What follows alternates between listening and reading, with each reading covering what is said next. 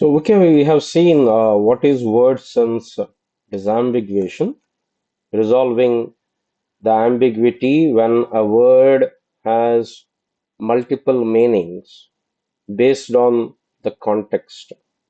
So, word sense disambiguation is understanding the meaning of a word in a given context, and we require resources for how we can resolve. We human beings, we resolve the ambiguity based on the context with our intelligence.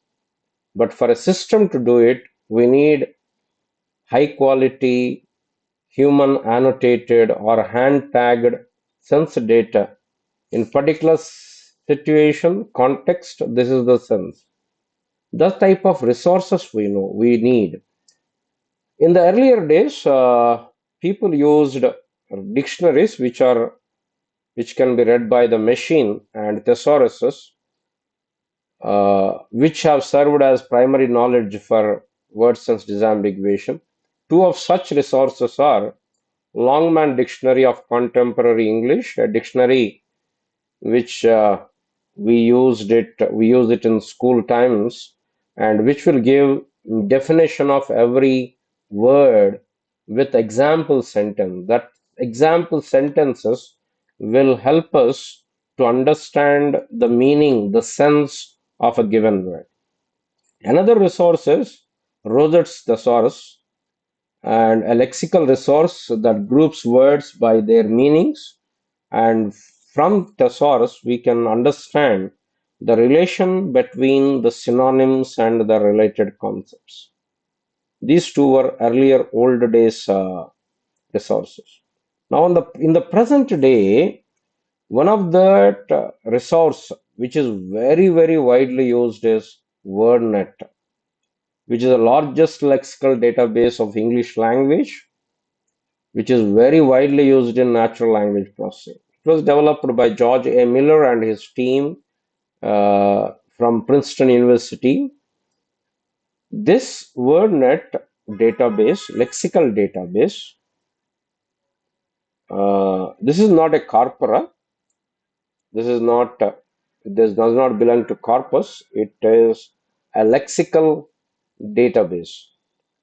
This WordNet groups English words set of synonyms which have same meaning into a set called synset, providing definitions for and usage examples of each word.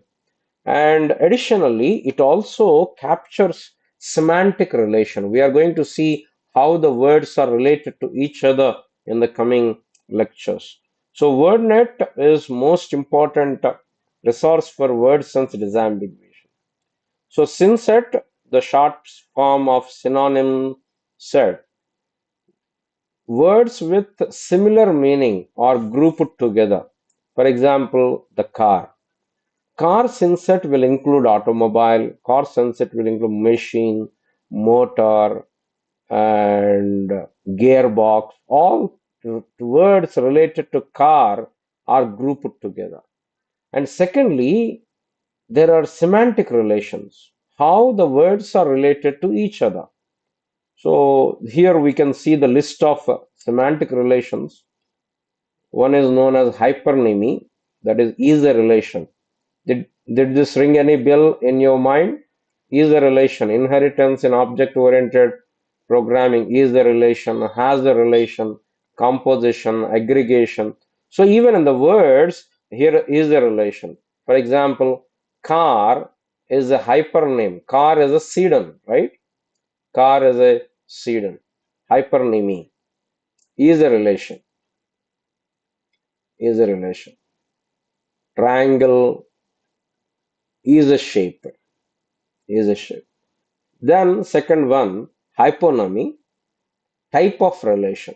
Dog is a hyponym of animal. Dog is a type of animal. Dog is an animal also correct, but here there is another word. Dog is a hyponym, type of animal. There are different types of animals, right? Or we can say mammal is a hyponym of animal. Then third one, meronymy. Meronymy is a part. Wheel is a meronym of car. Memory is a meronym of a computer. Part of relation. Then you know this very well. Antonyms, antonymy, opposite relation. Hot and cold, white and black, tall and short. These are antonymy. Then holonymy, whole to part. Tree is a holonym of leaf. Tree is whole, leaf is part. Hand, body is holonym of hand. Body is whole and hand is the part relation. And this also consists synsets, apart from synsets and semantic relations, WordNet also have parts of speech categorization. It will, categorize the words into nouns, verbs, adjectives, adverbs, and it also has word definition and examples. At present, we are using WordNet version 3, which is a widely used version. In this version, we have total synonym sets 1,17,000, total unique words lemmas 1,55,000, word sense pairs of the word sense 2,07,000. So this is the word net, which is very important. Again, we'll study that in coming chapters also. Not only the word net, but the word net has been improved over the years for the purpose of word sense disambiguation. Brown corpus was annotated with WordNet census, and they created some corporation corpus. This data set will help us in supervised word sense disambiguation systems for training. And people have done improved the WordNet by adding syntactic information to the glossary to enriching the definitions of each word, then manual and automatic disambiguation of glossaries, enhancing the clarity and correctness, logical form generation, something like questions and answers. So these are the different enhancements that has been done to the WordNet. And already, as I told you in the last lecture, the competitions known as Senseval and later which is converted as Semval, they they helped us to create corpora for testing word sense disambiguation, and one of such one is want to notes corpus that was released through Linguistic Data Consortium. Now it is providing 2,700 verb lemmas and 2,200 noun lemmas, almost discovering 85% corpora from multiple genres with high annotator agreement. That means when human annotators agree more, that is more reliable. So in 2000, Sun Semival, they have given task lexical sample task.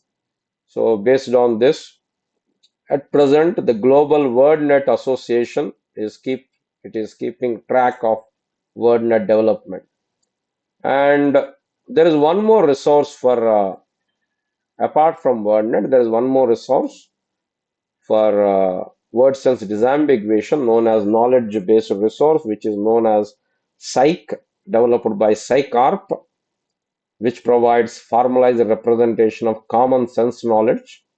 So it has helped us to break the bottleneck of knowledge in major challenge in word sense disambiguation and other NLP tasks also. So a free version is available that is known as Open Psych. And coming not only the English, so far we have dealt with English resources, but when we talk about natural language processing, we are not talking about a particular language, but we are talking about human language, maybe it Chinese or Tamil or Telugu or English. So even for multilingual situation, the word sense disambiguation requires resources, and here there's a list, though we'll not be seeing them in detail, but just to know the names. HowNet It is a Chinese lexical network. BabelNet, it is multilingual semantic network that integrated WordNet and Wikipedia.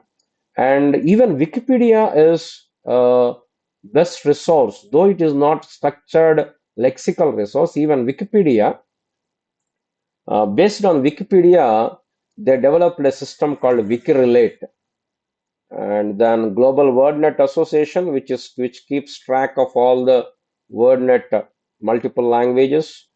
Then EuroWordNet, which is for European languages. These are the different resources.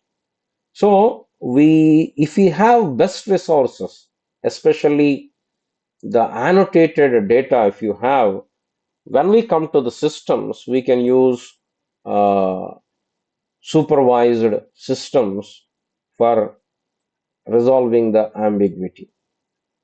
So what we have seen, the resources for word sense disambiguation. We have seen WordNet, then Psych, then the examples for multilingual resources.